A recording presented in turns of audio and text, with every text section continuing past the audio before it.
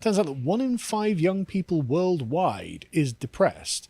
UNICEF published their State of the World's Children report in 2021 and found that a survey of 20,000 people from 21 countries, 19% of respondents struggled with depression.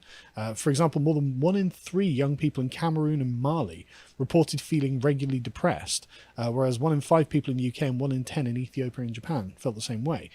So this has been going on for a while. In 2018, The Atlantic published an article talking about this. So again, pointing out that this is happening before the COVID lockdowns happened, which is why this is important. And they called it the happiness recession, where just the number of people who say they're very happy in life just falls. And so now it's 1 in 4 people who says they're very happy, with obviously the curve getting worse as things go along.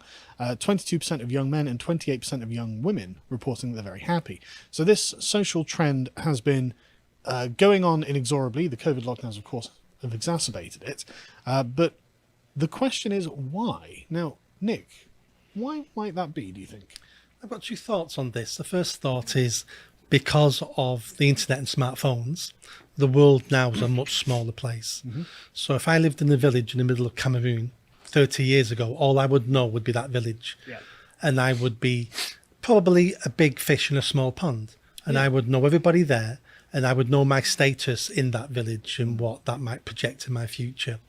But today, you're looking on your phone, and that little lad in Cameroon is now looking at Singapore, London, America. He's looking at all other young people across the world who are mostly lying about how good their lives are, by the way. And he's looking at his life going, I'm fed up. My life is absolutely awful compared to all these people who live everywhere else, and it's not true. All of these Instagram influencers who spend like 6 hours crafting the perfect shot and then go back to their depression. Absolutely. And the second point is we always seem to forget that we're social creatures, and living on your phone and living on the internet is like saccharin instead of sugar. It feels the same at the time, but just like saccharin, it's damaging your body. Because what we need is face-to-face contact. We need people who will touch your shoulder while they're talking to you, or give you, your friend giving you a little punch on the arm. All those things, when you're with people, that's what makes us happy. It's having friends. It's having that community around you. And we call the internet now, different communities. I'm with the painting little ship community. It's not really a community. There's all strangers who just share one hobby. We need to get together, and we need to get people and kids off their phones, socialising. And socialising and making friends is difficult. And what we do is we give them a choice. You can make real friends, which is difficult, or you can have invisible, made-up friends on your phone. So children pick the easy option, like children nearly always do. And I think that you've really summarised and struck the point precisely there as well. It is the genuine social, the bonds that you get in people's presence that you just can't get over the internet. You just can't form these kind of reliable friendships, and you miss out on so much of human interaction that is non-verbal over the internet.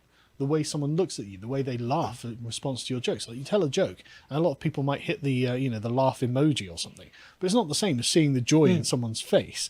And you can't. And again, there are so many small things. Like if you start someone laughing with a joke, you can often intensify it by telling further jokes on the same topic and reduce them to absolute fits of laughter. And that's a very pleasurable thing to do. Everyone enjoys it, and you can't do these sorts of things. You don't get the sort of memorable interactions on the internet that you get. Let me go dark just for a moment. Matt Chavity's uncovered quite a lot of child sexual abuse. Right.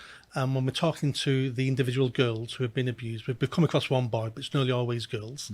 And what we've learned from the girls about how they got themselves in that situation was because we've had one or two say to us, all I really wanted was a hug.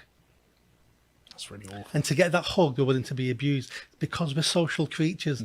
And having that man, that stranger who doesn't care for you, put his arms around you and for those couple of seconds treat you like a princess was enough for those girls to say, well, you can do whatever you want now to a certain extent, because we're social creatures. Yeah, it's ironic that we call it social media,